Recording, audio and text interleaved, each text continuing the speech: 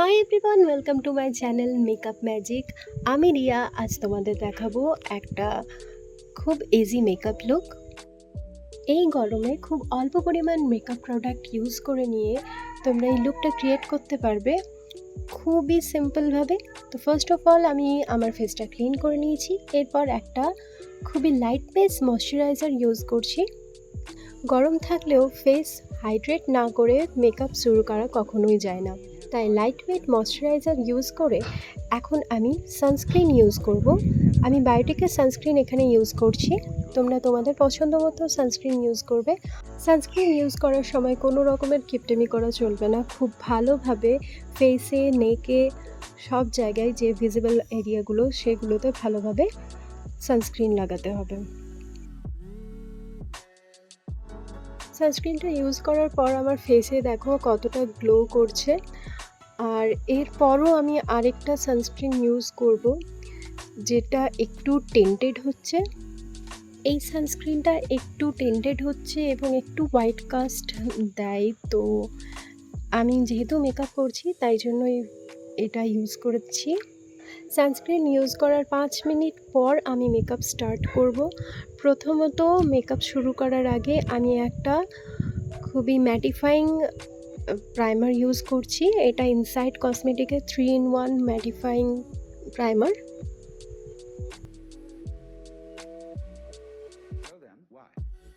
এখন আমি মেকআপ শুরু করার আগে প্রথমে ব্লাশ ইউজ করব।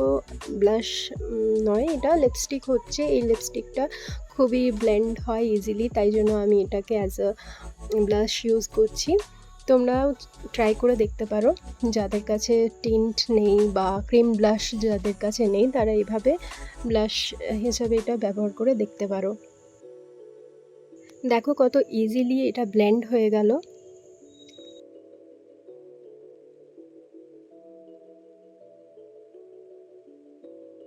ব্লাশটা ভালো করে ব্লেন্ড করার পর আজকে আমি শুধুমাত্র একটা কনসিলার খুবই অল্প পরিমাণে ইউজ করব, আর সেটা দিয়ে পুরো মেকআপটা কমপ্লিট করব।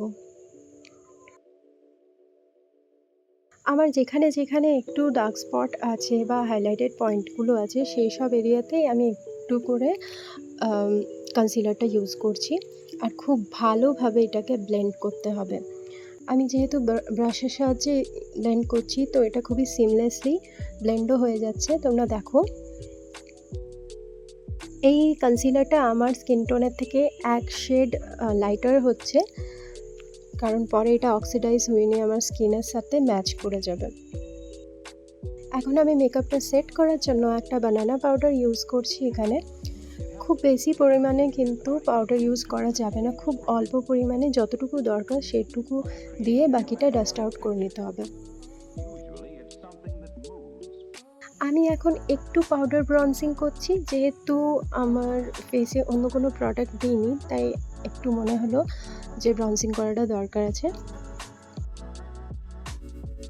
শুধু ফেস স্ট্রাকচারটা একটু এনহ্যান্স করার জন্যই আমি খুব অল্প পরিমাণে ইউজ করছি। এরপর ক্রিম ব্লাশটা যাতে অনেকক্ষণ স্টে করে তাই জন্য আমি এখন একটু পাউডার ব্লাশও ইউজ করব। খুবই অল্প পরিমাণে ইউজ করব। পাউডার ব্লাশটা হচ্ছে আমার সুইস বিউটির প্যালেট থেকে। এটা 3-in-1 একটা প্যালেট। এটার মধ্যে ব্রনজিং পেয়ে যাচ্ছ, হাইলাইটার পেয়ে যাচ্ছ আর ব্লাশ। এখন পুরো মেকআপটাকে সেট করার জন্য আমি ইনসাইড কসমেটিকের এই ফিক্সারটা ইউজ করছি, আদারওয়াইজ মেকআপ গলে জল হয়ে যাবে একেবারে। যে লিপস্টিকটা দিয়ে আমি অ্যাজ আ ব্লাশ ইউজ করলাম সেই একই লিপস্টিক দিয়ে এখন আমি আমার আইলিডেও দিয়ে দিচ্ছি। এটা আজকের আই শ্যাডোর জন্য আমি কাজে লাগাবো।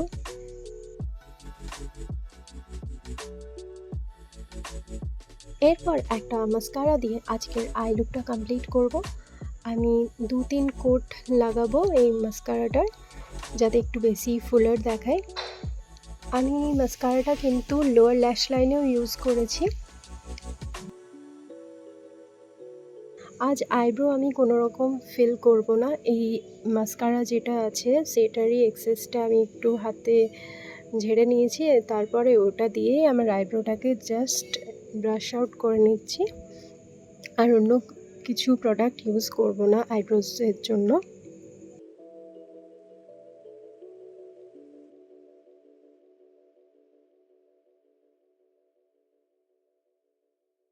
এখন আমি আমার লোয়ার ল্যাশ লাইনে ওই মাস্কারাই ইউজ করছি। আজকে ওই একই lipstick as a lip tint আমি ব্যবহার করেছি। তো দেখো তোমাদের এই লুকটা আমার কেমন লেগেছে। খুব সিম্পলভাবে তোমরা সবাই এই লুকটা ক্রিয়েট করতে পারবে খুব ইজিলি, আর অনেকক্ষণ স্টে করবে। তোমরা ট্রাই করে দেখতে পারো। আর thank you so much for watching. Please subscribe, like and share.